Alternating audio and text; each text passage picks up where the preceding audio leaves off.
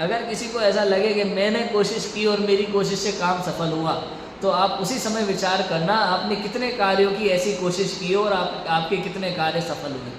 तो उसी समय समझ में आ जाएगा कि मेरे किए हुए कोशिश से काम होता नहीं।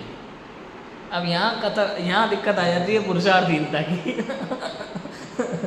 कि ऐसे तो हम पुरुषार्थहीन हो जाएंगे, कुछ करना ही नहीं है। अरे इससे बड़ी बात क्या हो सकती है बताओ? हमारे भगवान तो यही कह रहे हैं कि कुछ मत करो।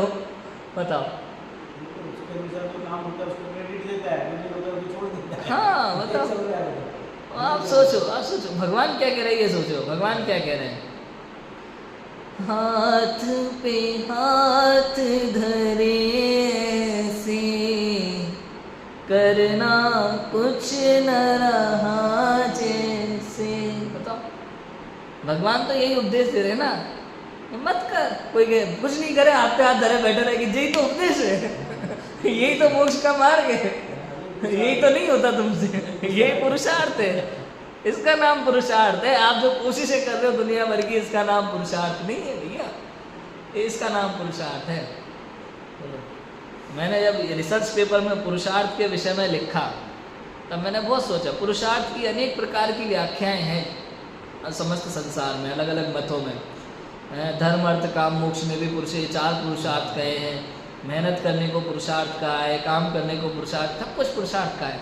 लेकिन फिर मैंने ये विचार किया है उसमें, भाई ये सब तो ठीक है, ये सब पुरुषार्थ संसार में चलता रहेगा, मुझे उस पुरुषार्थ के विषय में जानना है कि जंगल में बैठे बैठे पद्मासन मुनिराज 8 कर्मों को कैसे क्षय कर देते, वो कौन सा पुरुषार्थ है? ये कौन सा पुरुषार्थ है? इसके लिए कोई मेहनत नहीं कर रहे, कोई पत्थर नहीं तोड़े जा रहे, कोई पढ़ाई नहीं की जा रही, कुछ नहीं किया जा रहा। जंगल में बैठे हाथ पे हाथ धर के अपने आत्म स्वभाव का आश्रय लिया हुआ है, और कैसे 8 कर्म झड़ रहे हैं। बताओ, कोई सिगड़ी रख देता है माथे के ऊपर, कोई गले में सर्प डाल जाता है, कोई हाथों में जलते हुए कंगन पहना जाता है, उसके बाद भी उसको हटाने तक का प्रयत्न नहीं करते, हाथ पे हाथ रखे बैठे होते हैं, और उनके शरीर के साथ 8 कर्म जलकर भस्म हो जाते हैं और वो सिद्धालय में विराजमान हो जाते हैं। ये कौन सा पुरुषार्थ है भाई? ये सच्चा पुरुषार्थ है।